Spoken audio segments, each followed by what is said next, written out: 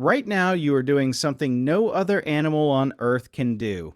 You are listening to words, not sounds, not calls, not signals. Symbols that carry meaning. Meaning that exists only inside a human mind. Every animal on Earth communicates. Birds sing, wolves howl, whales send calls across thousands of miles of ocean.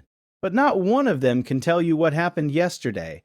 Not one of them can warn their children about a danger they have never seen. Not one of them can lie.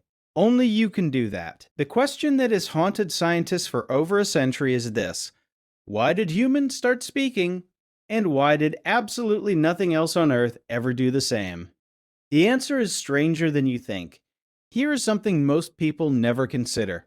Speaking is physically dangerous. Every other animal on Earth has its airway and food pipe separated.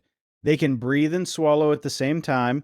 They cannot choke. At some point in our evolution, our larynx dropped lower in our throat.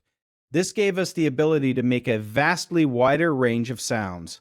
But it also means every time you eat, you risk choking to death. Your body literally traded safety for the ability to speak. No other animal made that trade, which means at some point in human evolution, the ability to speak became so important, so critical to survival, that it was worth dying for. Here is what nobody tells you about the origin of language. The leading scientific theory is not what you expect. It was not to share hunting strategies. It was not to teach children. It was not to coordinate building shelters.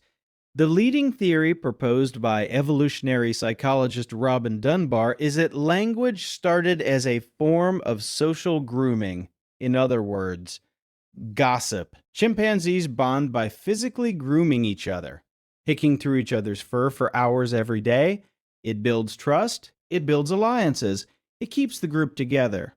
But as human groups got larger, this stopped working. You cannot groom 50 people at once, so humans developed something better: talk. You could maintain social bonds with dozens of people at the same time just by talking. Language did not make us smarter. It made us unstoppable as a group.